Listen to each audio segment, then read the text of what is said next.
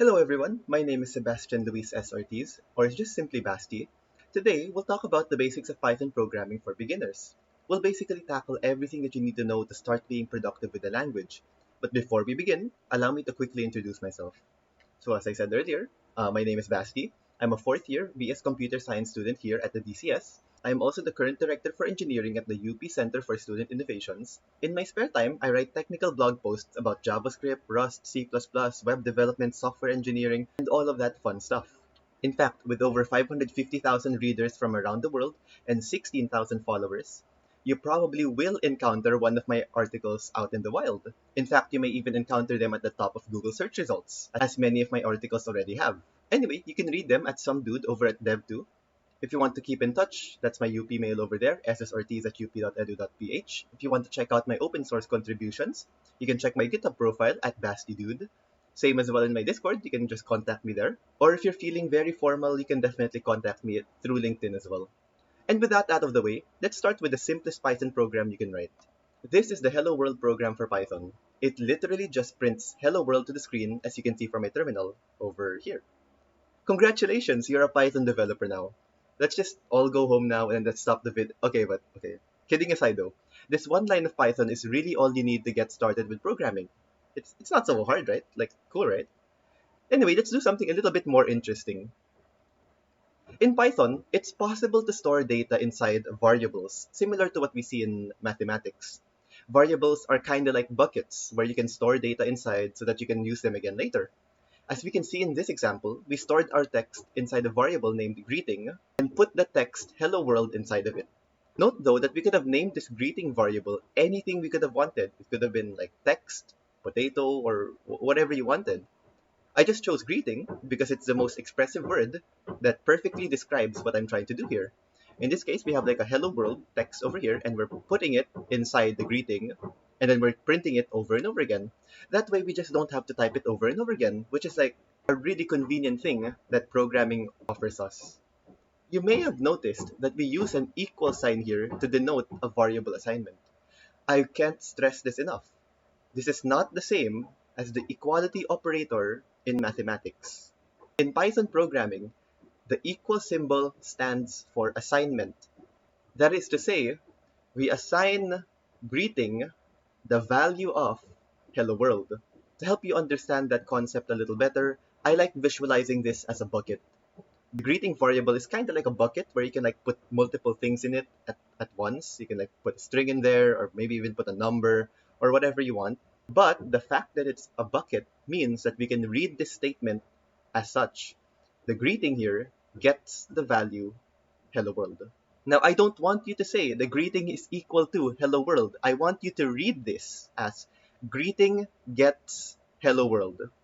Or if you want to be like really formal about it, the greeting is assigned hello world.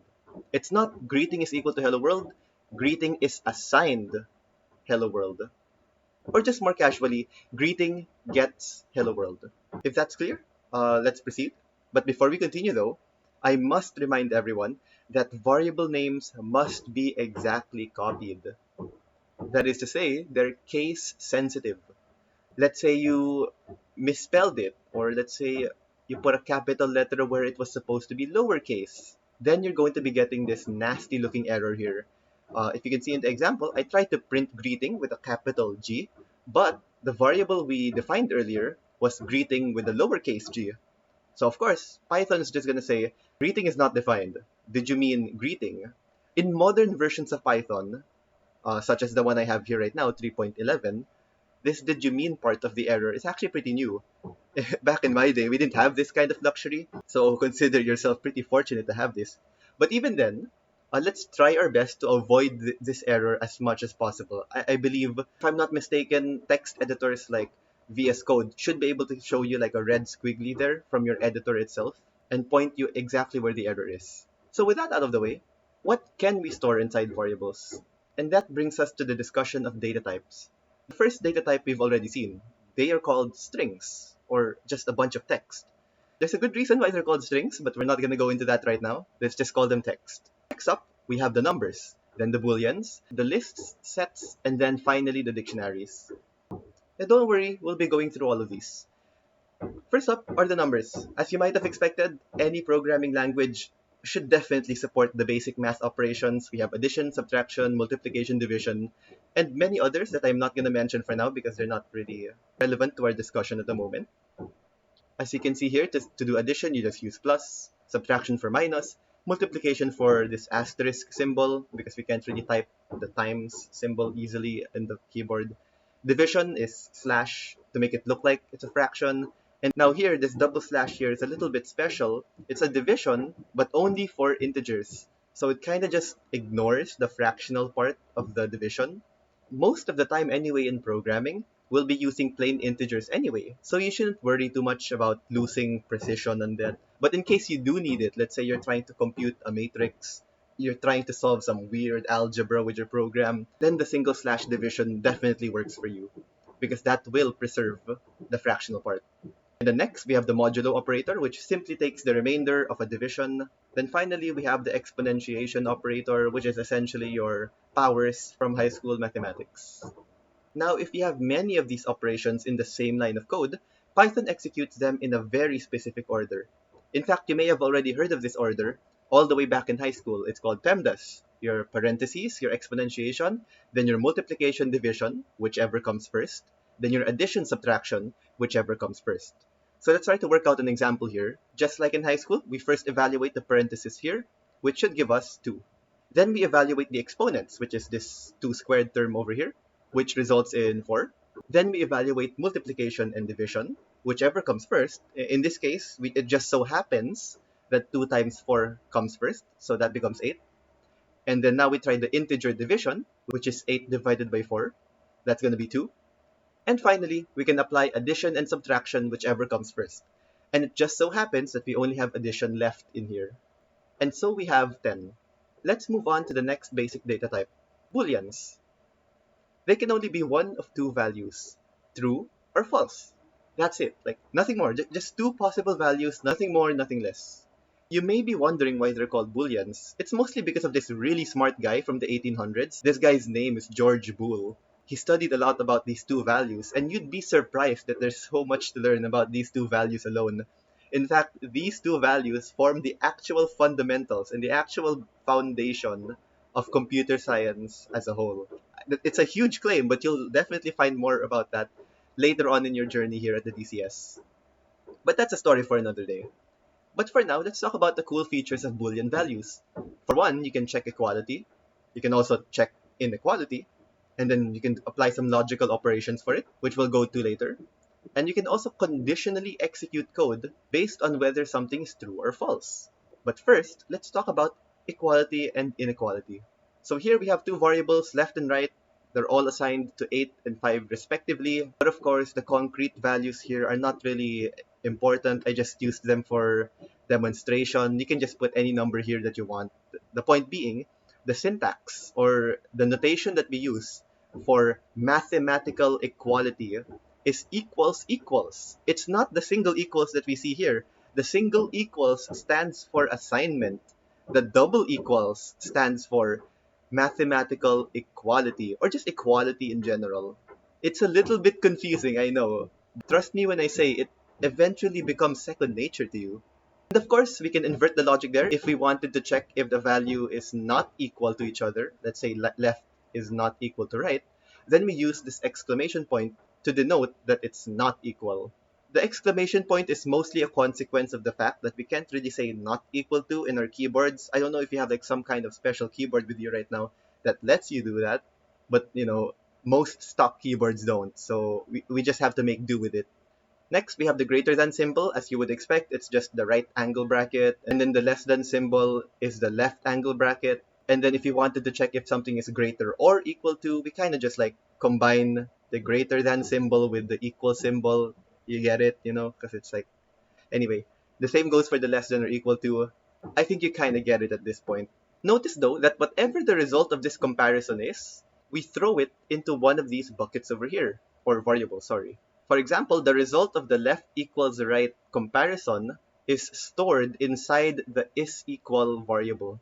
Same goes for is not equal, for is greater, and basically everyone here. Each of these buckets can only contain one of two values, true or false. I just want to shift our attention for a bit to the fact that we're actually storing the result of a comparison inside a variable.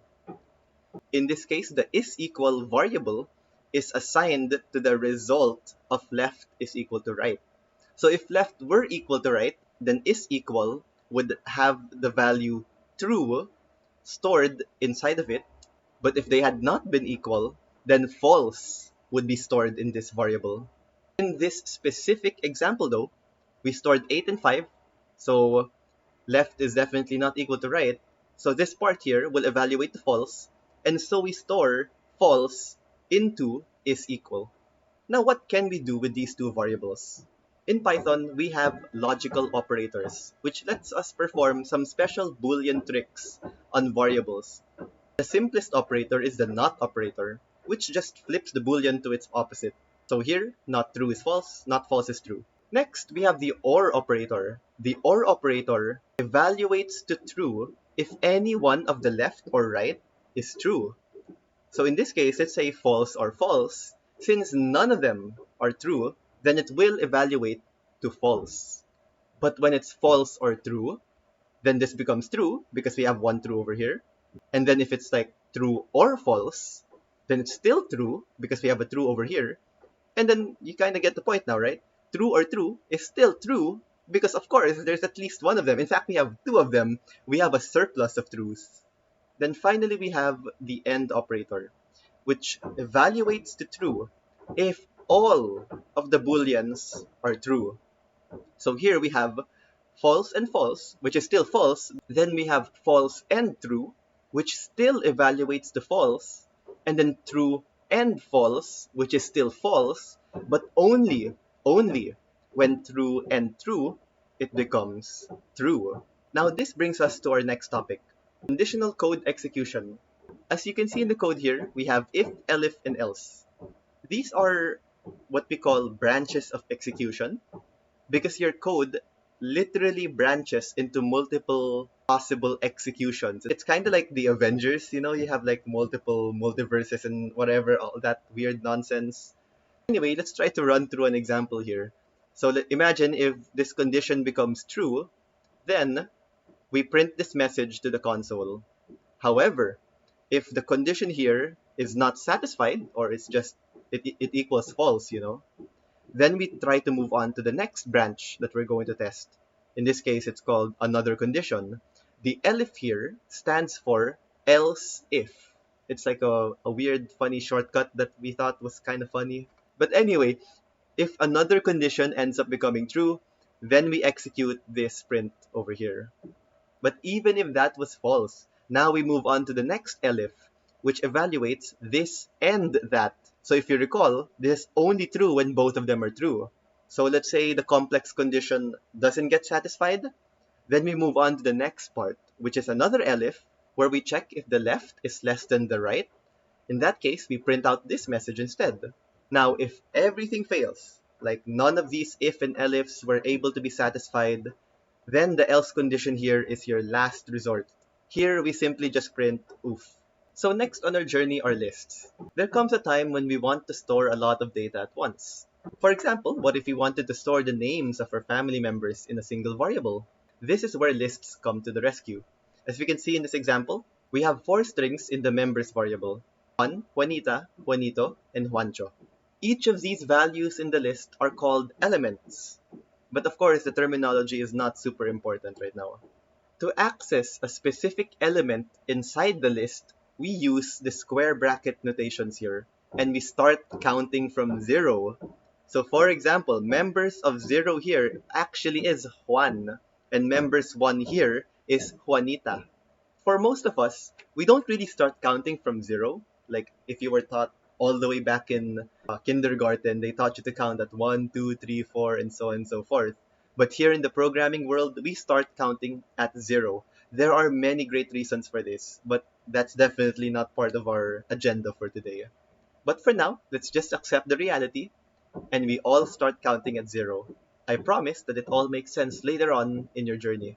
Now, if we wanted to add a new member to the list, then we just say members.append, and then we give it the thing that we wanted to append to the list. If we wanted to remove the last element, which happens to be Juana right now, then we just say dot pop. Then if we wanted to sort the list in alphabetical order, then we just say dot sort.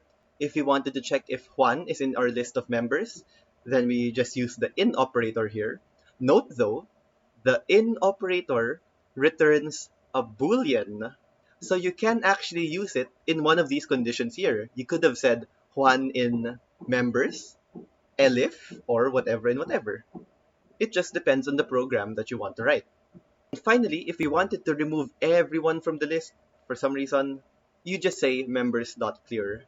As a side note, let's talk about loops. Loops allow us to run code more than once. In the first snippet over here, we simply loop over each member in the list of members. So to read this, we say, for each member inside of the members list, print their name. I want you to notice here that the members list is the one on the right side of the in, and then the member here can be any variable name that we want. We could have called it X, we could have called it person, name, or whatever. But I just like using the convention where a list is a plural noun, and then the variable that we use to iterate is in singular form. Running this code results in the following output. Juan in one line, Juanita in another line, Juanito, and then Juancho in the next lines. This is called a for loop. For obvious reasons, we have a for here. You can also use a for loop to repeat some code over a certain number of times. It doesn't have to be over a certain list of members.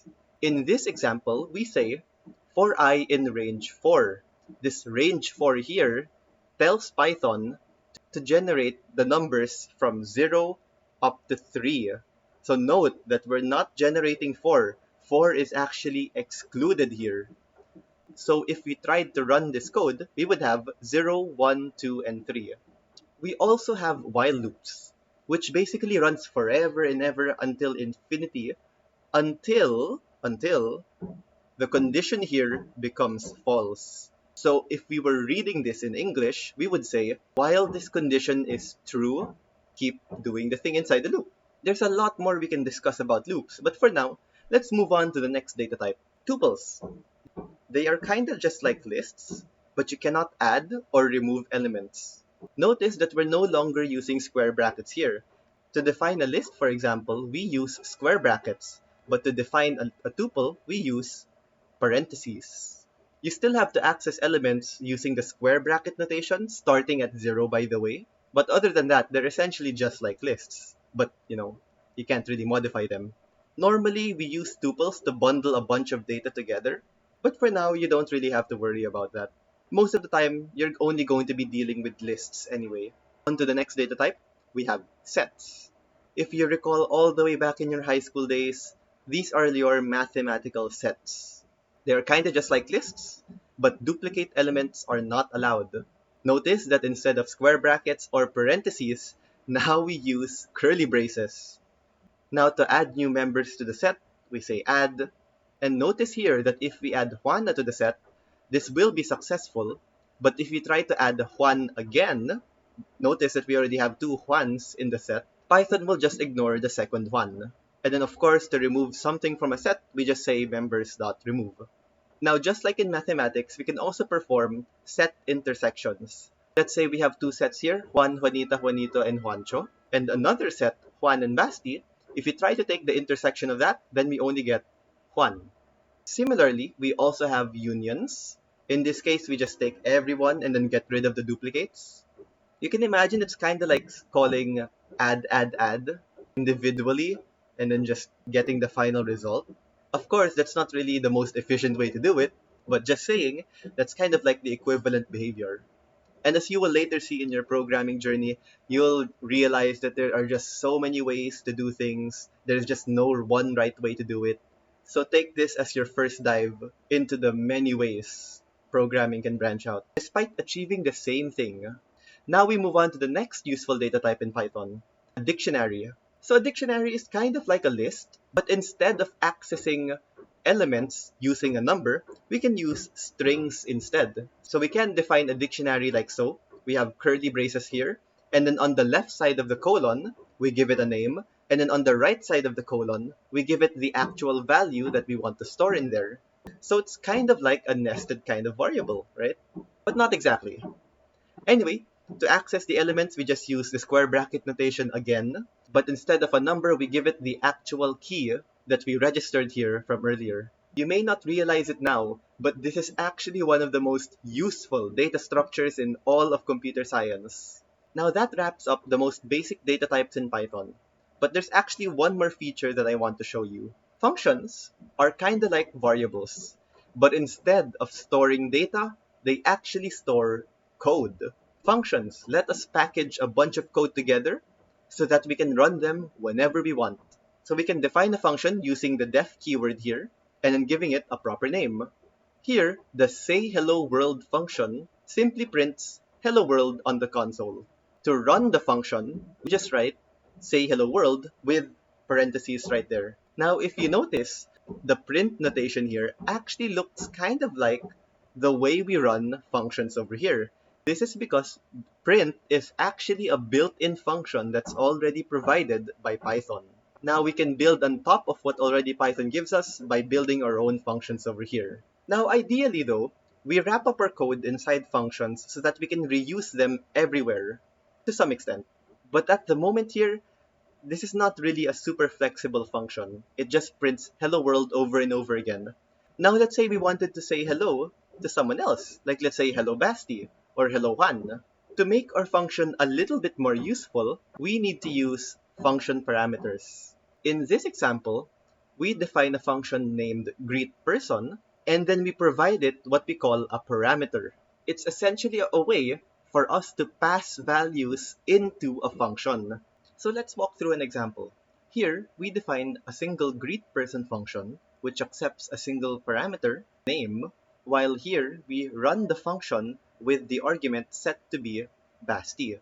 Now, the string Basti will be put into the name variable here, or parameter more accurately, and wherever we use name, its value will be Basti. In this case, we have a print hello name, the name will be Basti, and so, as we see over here, we get to print hello Basti. Now sometimes a function may want to toss a value back to the caller. In this example, we introduce the return keyword which does exactly that. Here we see we have two arguments now, left and right, and we have a function named addNumbers.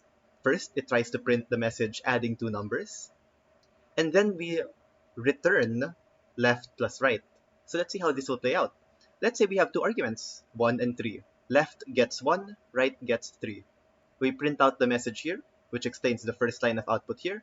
And then, the key idea here is we compute left plus right, and then return whatever the result is back to the caller. In this example, it would be this guy over here. So now, whatever the function returns will be stored inside the value variable. And for this specific example, we will get 4 because 1 plus 3 is equal to 4. And indeed, that's what will be printed out into the console, adding two numbers and then 4. Now, before we end this session, I'd like to point out that Python has a lot of built-in functions that we can use. We've already seen one of them, the print function over here. We've also seen the range function over here. But there are plenty of others like min, max, input, int, and all sorts of other stuff. And on top of that, we also have a standard library which has even more functions. In fact, so many functions that I actually had to take a screenshot of the documentation for the standard library in diagonal.